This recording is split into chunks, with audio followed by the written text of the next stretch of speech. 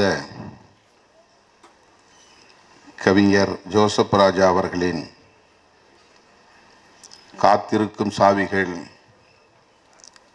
கவிதை நூல் வெளியீட்டு விழாவை தலைமை வகித்து சிறப்பித்துக் கொண்டிருக்கிற உரையாற்றி அமர்ந்திருக்கிற ஆசிய பண்பாட்டு ஆராய்ச்சி மையத்தின் நிறுவனர் பேராசிரியர் மாப்பா அண்ணாதுரை அவர்களே, வருகை தந்திருக்கிற நம் அனைவரையும் வரவேற்று உரையாற்றி சிறப்பித்திருக்கிற துவக்கு இலக்கிய அமைப்பின் ஒருங்கிணைப்பாளர் கவிஞர் இசாக் அவர்களே, இந்த கவிதை நூலை அறிமுகம் செய்து சிறப்புரை வழங்கி அமர்ந்திருக்கிற மார்க்சிஸ்ட் கம்யூனிஸ்ட் கட்சியின் மைய சென்னை மாவட்ட செயலாளர் தோழர் ஜி செல்வா அவர்களே, கருத்துரை வழங்கி இந்நிகழ்வுக்கு சிறப்பு சேர்த்திருக்கிற சேது பாஸ்கரா கல்வி குழுமத்தின் தலைவர் டாக்டர் சேது குமணன் அவர்களே, இயக்குனர் செழியன் அவர்களே, இந்த நூலாசிரியர் விழா நாயகர் கவிஞர் ஜோசப் ராஜா அவர்களே மற்றும் இந்த நிகழ்வில் பங்கேற்று இதனை சிறப்பித்துக் கொண்டிருக்கிற தமிழ் சொந்தங்களே, மாந்தநேய சக்திகளே, உங்கள் அனைவருக்கும் என்னுடைய பணிவார்ந்த வணக்கத்தை தெரிவித்துக் கொள்கிறேன். இந்த வரலாற்று சிறப்பு வாய்ந்த விழாவில் கவிஞர் ஜோசப் ராஜா அவர்களின் காத்திருக்கும் சாவிகள் என்னும் நூலை வெளியிடக்கூடிய ஒரு அரிய வாய்ப்பை எனக்கு வழங்கியமைக்காக கவிஞர் ஜோசப் ராஜா அவர்களுக்கும் கவிஞர் இசாக் அவர்களுக்கும் தோழர் ஜி செல்வா அவர்களுக்கும் முதலில் என்னுடைய நெஞ்சார்ந்த நன்றியை உரித்தாக்குகிறேன். 5 மணிக்கே தொடங்கி இருக்க வேண்டிய இந்த நிகழ்வு சற்று காலம் தாழ்ந்து தொடங்க நேர்ந்ததற்கு என்னுடைய வருத்தத்தை தெரிவித்துக் கொள்கிறேன். கடந்த ஓரிரு வாரங்களாக எனது வலது கண்ணில் சற்று ஒரு சிறிய கட்டி ஏற்பட்டு அதனால் வலி ஏற்பட்டு அந்த வலியுடனாகவே தொடர்ந்து பல நிகழ்ச்சிகளில் நான் பங்கேற்க வேண்டியிருந்தது. இன்றைக்கு தவிர்க்க முடியாமல் அதிலே ஒரு சிறிய அறுவை செய்ய வேண்டிய ஒரு கட்டாயம் 3 மணிக்கு.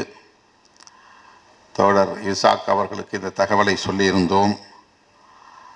நான் அதை முடித்து கொண்டு சற்று காலம் தாழ்ந்து வர நேருகிற சூழல், நிகழ்ச்சியை தொடங்கி நடத்தி கொண்டிருங்கள் என்று நான் கேட்டுக்கொண்டேன். என்றாலும் கூட நான் வரும் வரையில் காத்திருந்து பேராசிரியர் மாப்பா அண்ணாதுரை உள்ளிட்ட மூத்தவர்கள் பலரும் இங்கே காத்திருந்து இந்த நிகழ்ச்சியை சிறப்பாக நடத்தி கொண்டிருப்பதை எண்ணி மகிழ்ச்சி அடைகிறேன்.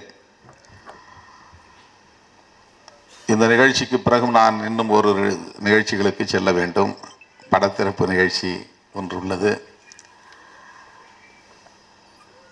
அலுவலகம் போய் காத்திருந்து என்னை பார்க்க முடியாமல் பலரும் இங்கே வந்து அரங்கில் அமர்ந்திருக்கிறார்கள்.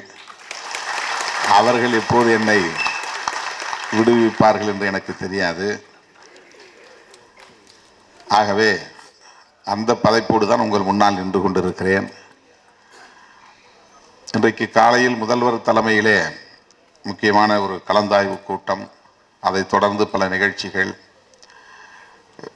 சில நாட்களுக்கு முன்னதாகவே இந்த நூலை கவிஞர் ஜோசப் ராஜா அவர்களும் இசாக் அவர்களும் வந்து என்னிடத்திலே தந்தார்கள். வழக்கம் போல படிக்க நேரம் கிட்டவில்லை. இந்த நிகழ்ச்சி காலையில் முற்பகலில் தான் இங்கே நடப்பதாக இருந்தது. 10 மணிக்கு தொடங்கி நண்பர்கள் 1 மணிக்கு இதை நிறைவு செய்வதாக திட்டமிட்டிருந்தார்கள். எனக்காக திடுமென அறிவிக்கப்பட்ட முதல்வர் தலைமையிலான நிகழ்வுக்காக அதிலே நான் கட்டாயம் பங்கேற்றாக வேண்டும் என்கிற ஒரு சூழலில் இதை மாலை நிகழ்வாக மாற்றிக்கொண்டார்கள். அதற்காகவும் நான் நன்றி சொல்ல கடமைப்பட்டிருக்கிறேன்.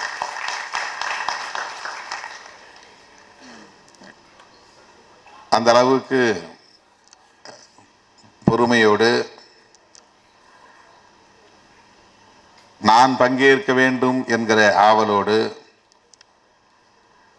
கவிஞர் ஜோசப் ராஜா அவர்களும் சரி, ஈசாக் அவர்களும் சரி, அவர்களுக்கு உற்ற துணையாக இருக்கிற செல்வா அவர்களும் சரி, அந்த நிலைப்பாட்டில் உறுதியாக இருந்ததற்கு நான் சிறப்பான நன்றியை மீண்டும் ஒரு முறை உரித்தாக்குகிறேன். தோழர் ஜோசப் ராஜா அவர்கள் ஏற்கனவே 10க்கும் மேற்பட்ட நூல்களை வெளியிட்டிருக்கிறார். அதில் 8க்கும் மேற்பட்ட நூல்களை இசாக் அவர்கள் வெளியிட்டிருக்கிறார். அவர்களுக்கு இடையிலே அந்த அளவுக்கான ஒரு தோழமை. இந்த நூல் குறித்து எனக்கு முன்னர் பேராசிரியர் மாப்பா அண்ணாதுரை உள்ளிட்ட கருத்தாளர்கள் அனைவரும் எடுத்துரைத்திருக்கிறார்கள். நான் இங்கே வந்து அமர்ந்து சில பக்கங்களை புரட்டி பார்த்தேன். கவிதைகளை படித்தேன் என்பதை விட அவர் எழுதியிருக்கிற முன்னுரையை படித்தேன். ஏற்கனவே இந்த நூல் வெளியாகியிருந்தது. 20 கவிதைகளை கொண்ட ஒரு முதல் பதிப்பு வெளிவந்து தொடர்ந்து அவர் எழுதிய பிற கவிதைகளையும் இணைத்து அடுத்த பதிப்பாக இது வந்திருக்கிறது. மார்க்சிஸ்ட் கம்யூனிஸ்ட் கட்சியின் சார்பில் நடைபெற்ற பொதுக்கூட்டம் ஒன்றில் ஏற்கனவே இந்த கவிதை வாசிக்கப்பட்டிருக்கிறது. இந்த கவிதையை வாசித்தவர்கள் ஏற்கனவே இதற்கான ஒரு விமர்சன கூட்டத்தையும் நடத்தியிருக்கிறார்கள். அந்த அளவுக்கு இந்த கவிதை நூல் கருத்தியல் வட்டத்தில் முக்கியத்துவம் பெற்றிருக்கிறது. மாந்தநேயம் உள்ளவர்களிடையே உரையாடலுக்கு உட்படுத்தப்பட்டிருக்கிறது என்பதை அறிந்து நான் பெருமைப்படுகிறேன், மகிழ்ச்சி அடைகிறேன். காத்திருக்கும் சாவிகள் என்கிற இந்த தலைப்பிலும் ஒரு கவிதை இருக்கிறது. இந்த தலைப்புக்கு இசாக் அவர்கள் தந்திருக்கிற விளக்கம் இன்னும் சால பொருத்தமாக இருக்கிறது. அவர் பதிப்புரையிலே எழுதியிருக்கிறார்.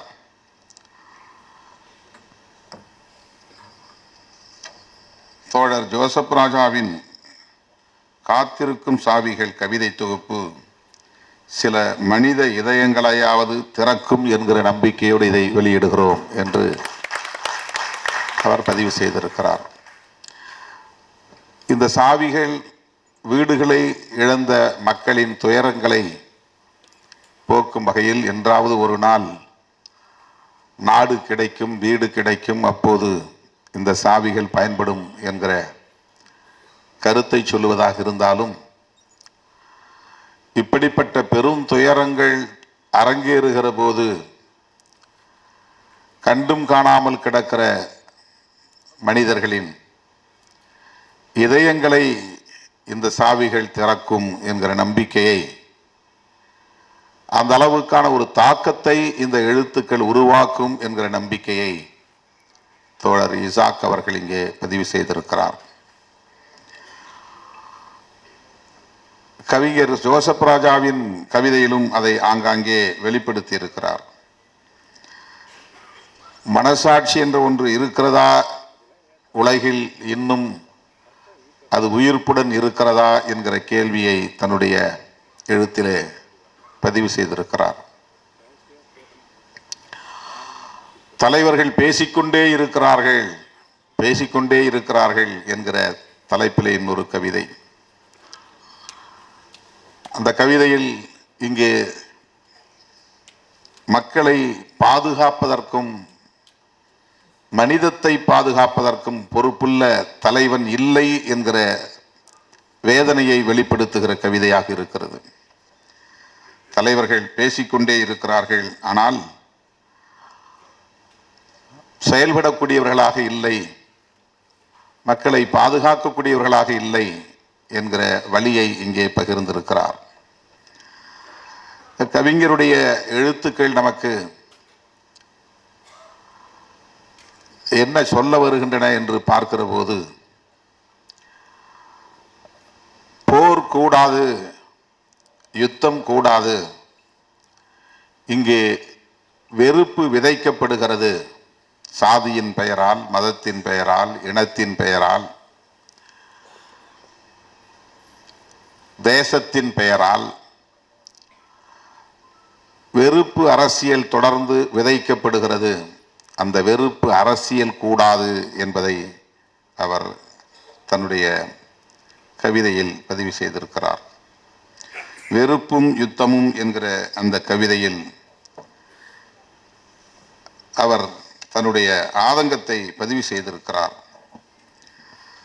சக மனிதர்களுக்கிடையில் வெறுப்புணர்வை வளர்ப்பதற்காகவே ஒவ்வொரு மதமும், ஒவ்வொரு கடவுளும், ஒவ்வொரு தத்துவமும் உபயோகப்படுத்தப்படுவதற்காக இந்த மனிதகுலம் வெட்கப்பட வேண்டாமா?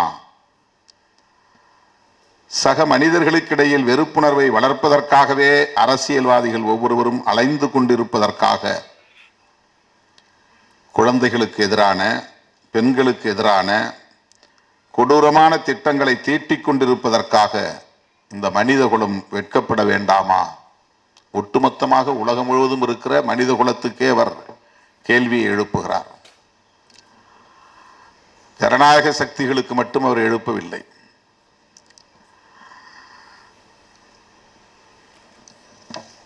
இந்த வெறுப்பின் வார்த்தைகளை இன்னுமா கேட்கவில்லை உங்கள் காதுகள்? வெறுப்பின் மனித சாயலை இன்னுமா பார்க்கவில்லை உங்கள் கண்கள்? வெறுப்பின் வார்த்தைகளை இன்னுமா கேட்கவில்லை உங்கள் காதுகள்? வெறுப்பின் மனித சாயலை இன்னுமா பார்க்கவில்லை உங்கள் கண்கள்? பாருங்கள் பிணக்குவியல்களை. அன்றிலிருந்து இன்று வரையிலும் வெறுப்பே இனப்படுகொலையின் தோற்றுவாயாக இருப்பதை பாருங்கள். அன்றிலிருந்து இன்று வரை, அன்று என்பது இன்ஃபினிட்டி, அதற்கு ஒரு எல்லை கிடையாது, ஒரு கால வரம்பு கிடையாது. பாலஸ்தீன கவிதைகள் எம்ஏ நுகுமான் அவர்கள் எழுதிய கவிதைகளை நான் படித்தேன். அதிலிருந்து பாலஸ்தீனத்தை நான் உணரத் தொடங்கினேன். 40 ஆண்டுகளுக்கு பிறகு மீண்டும் நானும் பாலஸ்தீனம் குறித்து கவிதைகளை எழுதுகிறேன். எத்தனை ஆண்டுகள் கடந்திருக்கின்றன! 75 ஆண்டுகளுக்கு மேலாக இதே யுத்தம் தொடர்ந்து கொண்டே இருக்கிறது. குழந்தைகள் கொல்லப்பட்டு கொண்டே இருக்கிறார்கள் என்று குழந்தைகளை பற்றியும் இங்கே தன்னுடைய பெருந்துயரத்தை பதிவு செய்திருக்கிறார். யுத்தங்களின் வெறுப்பே யுத்தங்களின் தோற்றுவாயாக இருப்பதை பாருங்கள். உங்களுக்காக இல்லை என்றாலும் உங்களின் பிள்ளைகளுக்காக வெறுப்பிற்கு எதிராக பேசத் தொடங்குங்கள். பாலஸ்தீனத்தை தொடர்ந்து லெபனான், லெபனானை தொடர்ந்து இந்தியா என்றுதான் இந்த கவிதையை முடித்திருக்க வேண்டும். லெபனானை தொடர்ந்து என்ற கேள்விக்குறியோடு அவர் முடித்திருக்கிறார். லெபனானை தொடர்ந்து இந்தியா என்றுதான் இந்த கவிதை முடிந்திருக்க வேண்டும் என்று நான் கருதுகிறேன். வெறுப்பு அரசியல் அங்கிங்கனாதபடி எங்கும் இன்றைக்கு விதைக்கப்பட்டு வருகிறது. மொழியின் பெயராலும் வெறுப்பு அரசியல் விதைக்கப்படுகிறது. சாதியின் பெயரால் இந்த மண்ணில் வெறுப்பு அரசியல் காலம் காலமாக விதைக்கப்பட்டு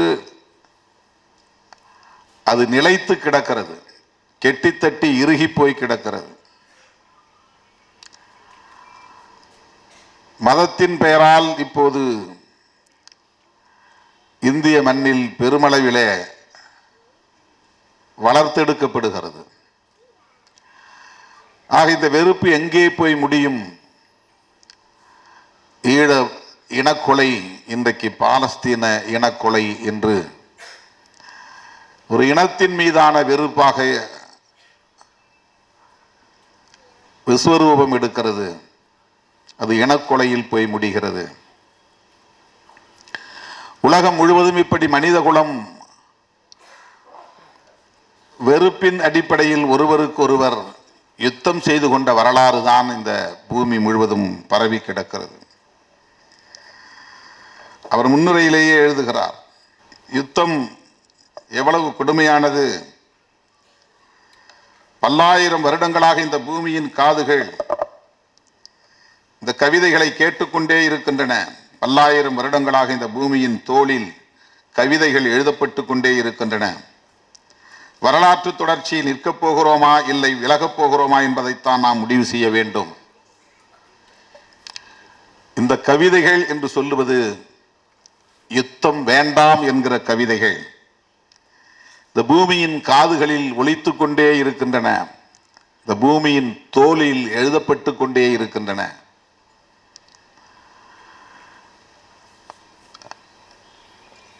நம்முடைய காலத்தில், நாம் அறிந்த வரலாற்று காலத்தில்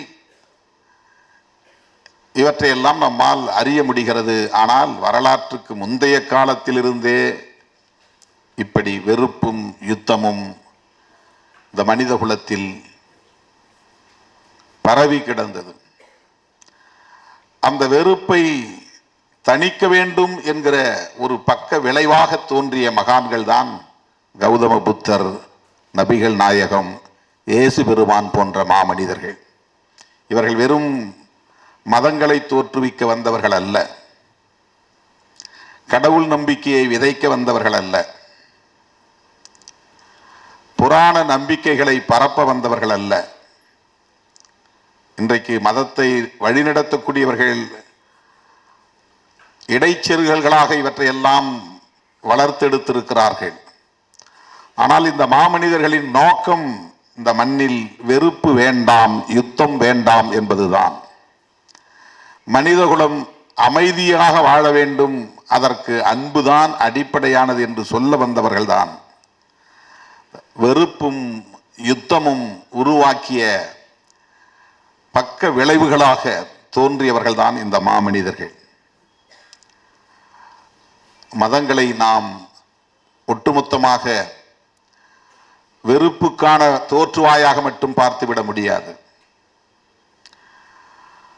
அது மக்களை திசை திருப்புகிறது, மடைமாற்றுகிறது,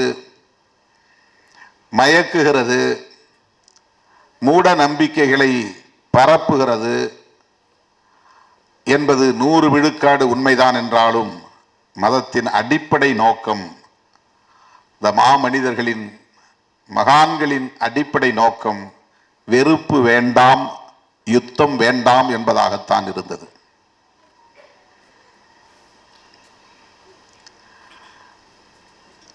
மாந்தநேயம் இங்கே மேலோங்க வேண்டும், செழித்தோங்க வேண்டும் என்பதுதான் மார்க்சியத்தின் கனவு.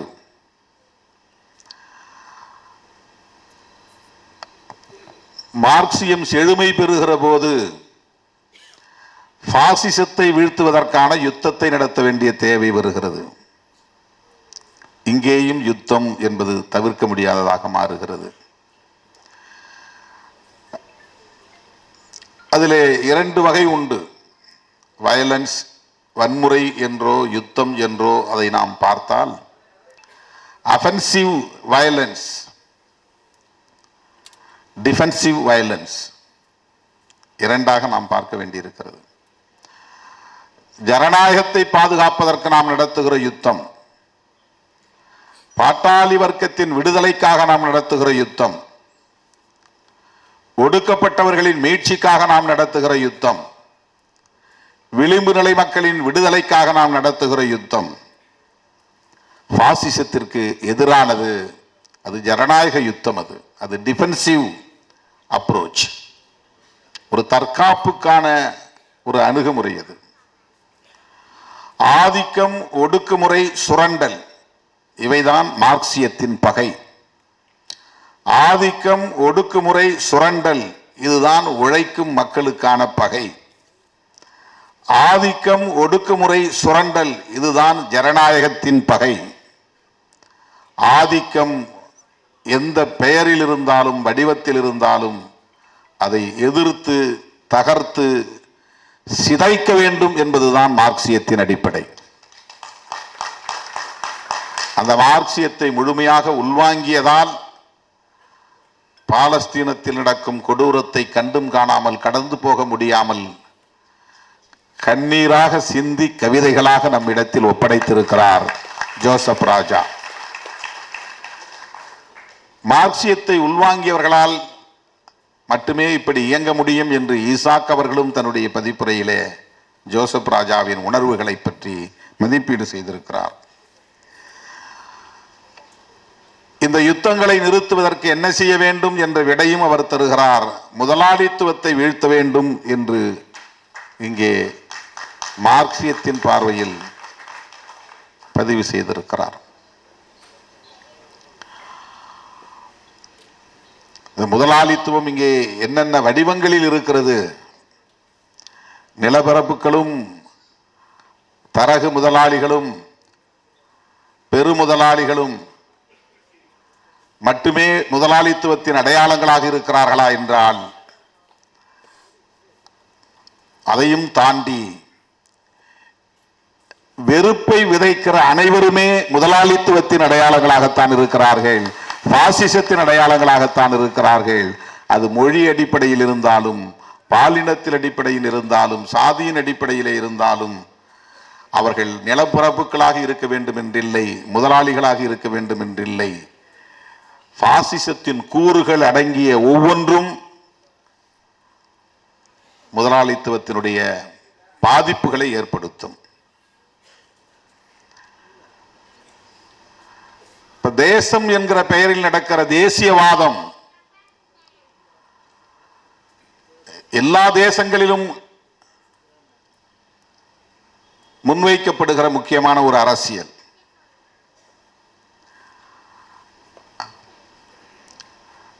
இந்த பூமி பந்து மனிதகுலம் யாவருக்கும் பொதுவானது, உயிரினங்கள் யாவற்றுக்கும் பொதுவானது, மனித குலத்திற்கு மட்டுமல்ல. இந்த பிரபஞ்சத்தில் பூமி மட்டும்தான் உயிரினங்களுக்கானதாக இருக்கிறது இதுவரையில் கண்ட அறிவியல் ஆய்வின்படி.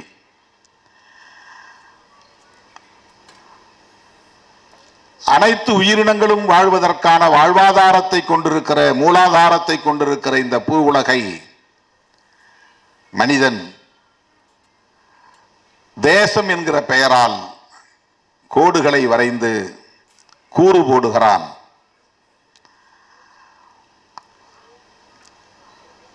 அது தேசம் என்கிற தேசியவாதத்தோடு இணைத்து முன்னெடுக்கப்படுகிறது. 33 கோடி மக்கள் தொகை கொண்ட அமெரிக்கர்களுக்கு இந்தியாவை போல பல மடங்கு பரப்பளவு உள்ள நிலம் சொந்தமாக இருக்கிறது. 150 கோடி மக்கள் தொகை கொண்ட இந்தியாவுக்கு எவ்வளவு நிலப்பரப்பு இருக்கிறது என்பதை நாம் ஒப்பீடு செய்து பார்க்க வேண்டியிருக்கிறது. இந்தியா என்கிற எல்லைக்கோட்டுக்குள்ளே 150 கோடி மக்களும் இருக்க வேண்டும். இன்னும் 10 ஆண்டுகளுக்கு பிறகு அது 180 கோடியாக கூட உயரும். அடுத்த சில 10 ஆண்டுகளில் 200 கோடியை தாண்டும். இவர்கள் இந்த எல்லைக்கோட்டை தாண்ட முடியாது என்கிற நிலை. இந்த அரங்கத்திற்குள்ளே 400 பேர் உட்கார முடியும். மேலும் 100 பேர் வந்தால் 100 பேர் நிற்கலாம். இன்னும் 200 பேர் வந்தால் எப்படி இங்கே இந்த அரங்கம் தாங்கும் என்கிற நிலை இருக்கிறது அல்லவா? இந்த தேசம் என்கிற தேசியவாதம் எப்படி இந்த மனித குலத்தை முடக்குகிறது,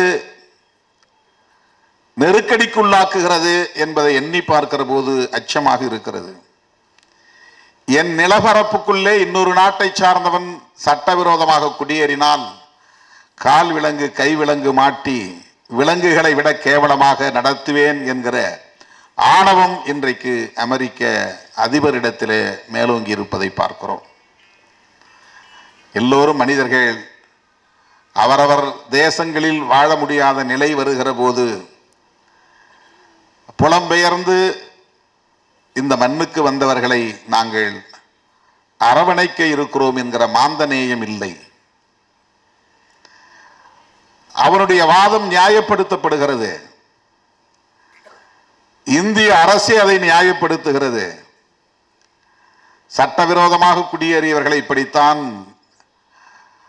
திருப்பி அனுப்புவார்கள், இது நீண்ட காலமாக இருந்து வருகிற நடைமுறைதான் என்று நியாயப்படுத்துகிறார்கள். ஏனென்றால் அதற்கு அவர்களும் தயாராகி கொண்டிருக்கிறார்கள். மதத்தின் பெயரால் இங்கே சட்டவிரோதமாக குடியேறியவர்களை நாங்கள் அனுமதிக்க மாட்டோம் என்கிற குரல் ஒலிக்க தொடங்கி இருக்கிறது.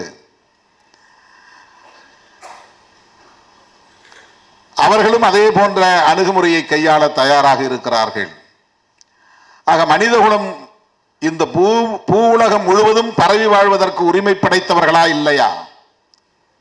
இந்த எல்லை கோடுகளை தாண்டி வாழ்வதற்கு உரிமை படைத்தவர்களா இல்லையா? அந்த சுதந்திரம் அவர்களுக்கு உண்டா இல்லையா? ஜோசப் ராஜா அவர்கள் ஒரு இடத்திலே எழுதுகிறார், சாதாரண மக்களுக்குத்தான் இந்த எல்லை கோடுகள் வேலிகளாக இருக்கின்றன. அந்த எல்லை கோடுகளிடையே அகதிகளின் குரல் ஒலிப்பதை உங்கள் காதுகள் கேட்கவில்லையா? ஆனால் முதலாளிகளுக்கும் வியாபாரிகளுக்கும் உலகமயமாக்கல் எல்லை கோடுகளை திறந்து விடுகின்றனவே, அது எப்படி என்று கேட்கிறார்.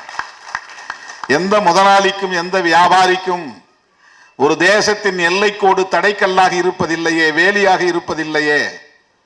அதற்கு அவன் கண்டுபிடித்திருக்கிற சாவி உலகமயமாக்கல். உலகமயமாதல் என்கிற கோட்பாடு அவனுக்கு எல்லா எல்லை கோடுகளையும் திறந்து விடுகிறது, தேச வரம்புகளை திறந்து விடுகிறது, தடை இல்லை. உழைக்கிற மக்கள் குடிமக்களாக ஒரு தேசத்திற்குள்ளே வாழ்வதற்கே போராட வேண்டியிருக்கிறது. ஒவ்வொரு தேசத்திலும் இது மிகப்பெரிய பிரச்சனையாக மாறிக்கொண்டிருக்கிறது, நெருக்கடியாக மாறிக்கொண்டிருக்கிறது.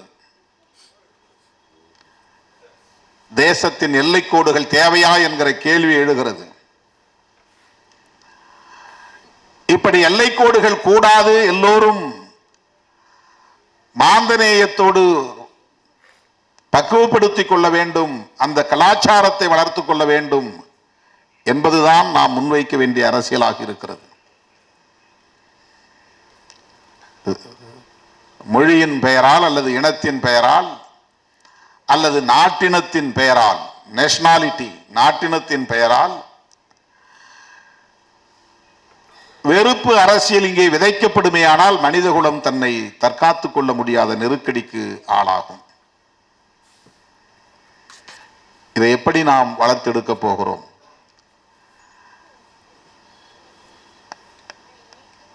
உலகில் எவ்வளவோ பெரிய தத்துவ ஞானிகள் தோன்றி இருந்தாலும் இதற்கு விடை சொன்ன தமிழ் அறிஞன்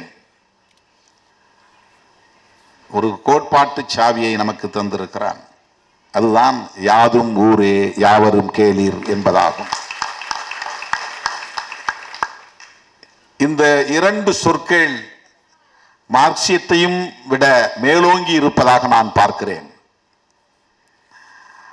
அதன் ஆழமான கருத்தை உள்வாங்கி இருப்பதாக நான் பார்க்கிறேன். 1.25 வரி திருக்குறளை விடவும் இது மிகவும் சிறந்ததாக நான் பார்க்கிறேன். யாதும் ஊரே யாவரும் கேளீர். பூ உலகம் முழுவதும் எந்த தேச எல்லைகளும் வேண்டாம், எல்லோரும் என் ஊரே என்கிற உணர்வு, எல்லா ஊரும் என் ஊரே என்கிற உணர்வு, எல்லோரும் என் உறவினர்களே என்கிற உணர்வு இங்கே வளர்த்தெடுக்கப்பட வேண்டும்.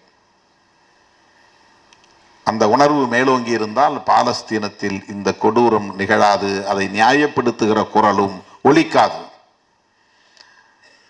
இதுதானே ஈழத்திலும். அங்கே சகோதரத்துவம் இருந்தால் ஏன் தனி ஈழம் என்கிற கேள்வி, அந்த விடை, அந்த கோரிக்கை எழுகிறது. சகோதரத்துவம் இருந்தால், மாந்தநேயம் இருந்தால், அன்பு விதைக்கப்பட்டிருந்தால், உனக்கு ஒரு நாடு எனக்கு ஒரு நாடு என்று அந்த தீவை பங்கு போட்டுக் கொள்ள வேண்டும் என்கிற தேவை எங்கிருந்து எழுகிறது? சிங்கள பௌத்த பேரினவாதத்தின் கொடூரமான ஒடுக்குமுறைகளில் இருந்தும் ஆதிக்கம் ஆக்கிரமிப்புகளில் இருந்தும் தான் தன்னை தற்காத்துக் கொள்வதற்கான ஒரு பக்க விளைவாக எல்டிடி என்கிற இயக்கம் உருவாகிறது. அது ஒரு சைடு எஃபெக்ட், அது ஒரு டிஃபென்சிவ் மோட், ஒரு தற்காப்புக்கான ஒரு முயற்சி அது. ஆனால் உலகம் அவர்களை பயங்கரவாதிகள் என்கிறார்கள். உண்மையிலேயே பயங்கரவாதத்தை கட்டவிழ்த்து விட்டவர்களை நட்பு சக்தியாக அரவணைக்கிறார்கள். இஸ்ரேலை நட்பு சக்தியாக பார்க்கிறது ஏகாதிபத்திய நாடுகள். ஹமாஸ் இயக்கத்தை பயங்கரவாத இயக்கமாக சித்தரிக்கிறார்கள். ஹமாஸ் என்பது தோன்றிய பிறகு இஸ்ரேல் ஒடுக்குமுறை எழுந்தது. இஸ்ரேலின் ஒடுக்குமுறைக்கு பிறகு ஹமாஸ் உருவானதா? இந்த வரலாற்றை நாம் பார்க்க வேண்டாமா? கால வரிசையோடு ஒப்பிட்டு பார்க்க வேண்டாமா?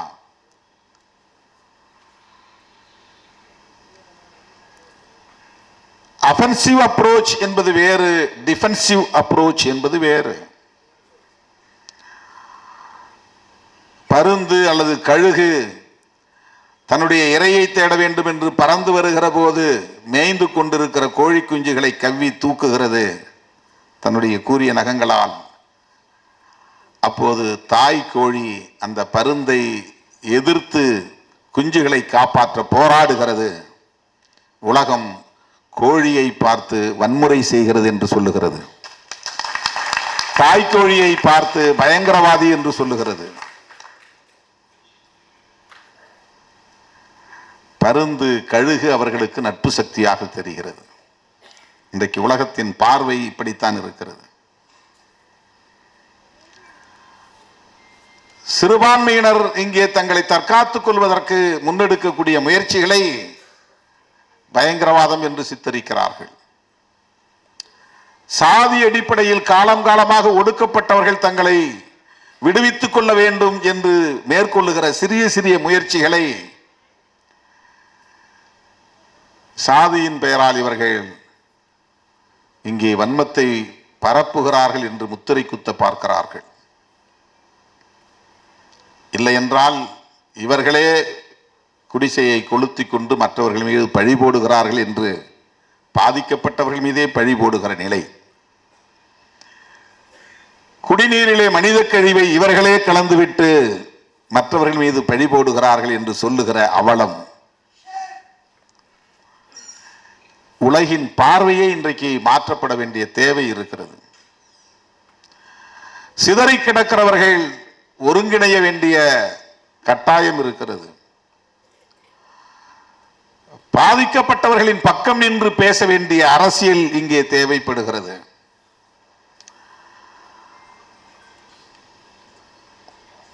ஒரு சம்பவத்தை மட்டுமே வைத்து அதிலே யார் அக்ரஸார் யார் விக்டிம் என்று தீர்மானிக்க கூடாது. தொடர்ந்து அதனுடைய வரலாற்று தொடர்ச்சியோடு ஒப்பிட்டு பார்த்து அதை நாம் அணுக வேண்டிய கட்டாயம் இருக்கிறது.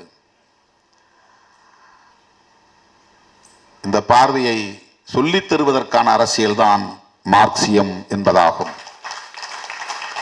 பாதிக்கப்பட்டோரின் பக்கம் நின்று அவர்களுக்காக பேசுவது என்பதுதான் மார்க்சியம். அதை உள்வாங்கிய ஒரு தோழர் என்பதால் தான் ஜோசப் ராஜா இங்கே பக்கம் பக்கமாக கண்ணீரை வடித்திருக்கிறார், இரத்த கண்ணீரை வடித்திருக்கிறார், கேள்விகளை அடுக்கடுக்காக எழுப்பி இருக்கிறார். தோழர்களே, பிறப்பு சான்றிதழ் என்ற ஒரு கவிதையை அவரே மேற்கோள் காட்டினார். அதை படித்தால் யாரும் கண்கலங்காமல் இருக்க முடியாது என்று. அந்த யுத்த சூழலிலும் கூட ஒரு தம்பதிக்கு 2 குழந்தைகள் பிறக்கின்றன. அந்த பிள்ளைகளுக்கு பிறப்பு சான்றிதழ் வாங்குவதற்காக தந்தை செல்கிறான். பிறப்பு சான்றிதழை வாங்கி கொண்டு அவன் திரும்புகிற போது அவனுக்கு ஒரு அழைப்பு வருகிறது. அந்த அழைப்பை யார் செய்தானோ அவனால் என்ன நடந்தது என்று சொல்ல முடியவில்லை என்று அந்த துயரத்தை பதிவு செய்து கொண்டே வருகிற போது அவன் பிறப்பு சான்றிதழோடு வருகிறான். வீட்டுக்கு வந்து பார்த்தால் வீடு இருந்த இடம் தெரியவில்லை, தரைமட்டமாகிவிட்டது. வீடு தரைமட்டமாகிவிட்டால் அங்கே இருந்த மனைவி பிள்ளைகள் என்ன ஆனார்கள்? புகையாகி போனார்கள். அப்போது அவன் மனம் எப்படி பதைத்திருக்கும்? என்பதை பதைபதைப்போடு பதிவு செய்திருக்கிறார் ஜோசப் ராஜா. அதுதான் அந்த கவிதை. காட்டு மிராண்டிகளால் சுடுகாடாக மாற்றப்பட்டுக் கொண்டிருக்கும் காசாவில் வசித்துக் கொண்டிருக்கும் அபு அல் ஹுசாமிற்கு அல்லாவின் கிருபையால் இரட்டை குழந்தை பிறக்கிறது. அந்த துயரத்திலும் அப்படி ஒரு மகிழ்ச்சி நிறைத்துக் கொள்கிறது அந்த வீட்டை. ஓயாத குண்டு சத்தங்களுக்கு இடையில் அந்த குழந்தைகளின் அழுகை இசையாய் இசையாய் இசையாகவே இசைத்து கொண்டிருக்கிறது. அந்த பிஞ்சு குழந்தைகளை கொஞ்சுகிறாள் தாய், கொஞ்சுகிறான் தகப்பன், கொஞ்சுகிறாள் பாட்டி. குழந்தைகள் கொஞ்சப்பட வேண்டியவர்கள் என்பது ஒரு முட்டாளுக்கும் கூட தெரியும் என்று தான் நினைத்திருந்தேன். 4 நாட்கள் கழித்து குழந்தைகளின் பிறப்புச் சான்றிதழை வாங்குவதற்காக அரசு அலுவலகம் செல்கிறான் அபு அல் குசாம். பிறப்புச் சான்றிதழை மகிழ்ச்சியோடு வாங்கியவனுக்கு பக்கத்து வீட்டுக்காரரிடமிருந்து அழைப்பு வருகிறது. சொல்ல முடியாமல் தவிக்கிறார் அழைத்தவர். கேட்க முடியாமல் துடித்தவன் பிறப்புச் சான்றிதழோடு விரைகிறான். அவனால் நம்ப முடியவில்லை. சில மணி நேரங்களுக்கு முன்னால் அங்கிருந்து அவனுடைய வீட்டிலிருந்து தான் புறப்பட்டிருந்தான். வீடு இருந்ததற்கான எந்த தடயங்களும் இப்போது இல்லை. அப்படி என்றால் அம்மா, அப்படி என்றால் மனைவி, அப்படி என்றால் 2 குழந்தைகள், அவ்வளவுதான். அந்த காட்சியை அதற்கு மேல் விவரிக்காமல் அப்படியே விட்டுவிடவே நினைக்கிறேன். ஆனால் பிள்ளைகள் இல்லாத அந்த பிறப்புச் சான்றிதழ் வாழ்வு முழுவதும் வதைக்குமே. நாசமாய் போகட்டும் யுத்த வெறியர்கள், நாசமாய் போகட்டும் யுத்த வெறியர்கள் என்று ஜோசப் ராஜா இந்த கவிதையை முடிக்கிறார். தோழர்களே, இப்படியெல்லாம் நான் கவிதைகளை எழுதுவதால் எனக்கு ஒரு ஆறுதல் என்று அவர் தன்னைத்தானே தேற்றிக் கொள்கிறார். ஆனால் அது தீர்வு அல்ல, அது அவருக்கும் தெரியும். அவர் என்ன உணர்வை பெற்றிருக்கிறாரோ அந்த உணர்வு நமக்குள்ளும் முகிழ்க்க வேண்டும், துளிர்விட வேண்டும் என்று அவர் விரும்புகிறார்.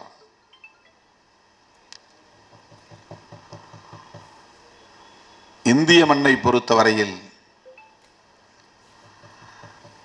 மனிதம் என்பது முற்றாக சிதைந்து கிடக்கிறது. யாவற்றையும் சாதி பார்த்தே அணுகுகிற அவலம் இங்கே காலம் காலமாய்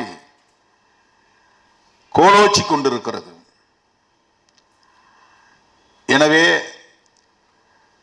குடிசைகள் எரிந்தால் எந்த சாதிக்காரன் குடிசைகள் என்று பார்த்துவிட்டு அவன் அதை பற்றி சிந்திக்கிறான். பிள்ளைகள், சிறுமிகள் பாதிக்கப்பட்டால் அது எந்த சாதி வீட்டு பிள்ளை என்று பார்த்துவிட்டு அது பற்றி அவன் கருத்து சொல்ல விரும்புகிறான். இப்படிப்பட்ட இந்த சமூக கட்டமைப்பில் இவற்றையெல்லாம் தாண்டி மாந்தநேயத்தோடு நாம் இதை அணுக வேண்டும் என்கிற உணர்வு ஜோசப் ராஜா போன்ற இளைஞர்களின் உள்ளத்திலே துளிர்விட்டிருக்கிறது என்றால் அது அவர் உள்வாங்கிய அரசியல்தான், மார்க்சிய அரசியல்தான் என்பதை நம்மால் உறுதிப்படுத்த முடிகிறது. அந்த அரசியல் இங்கே வலுப்பெற வேண்டும், செழுமை பெற வேண்டும். அதற்கு நாம் அனைவரும் ஒருங்கிணைந்து களவாடுவோம் என்று சொல்லி வாய்ப்புக்கு நன்றி கூறி, கவிஞரை பாராட்டி வாழ்த்தி வாய்ப்புக்கு நன்றி கூறி முடிக்கிறேன். நன்றி, வணக்கம்.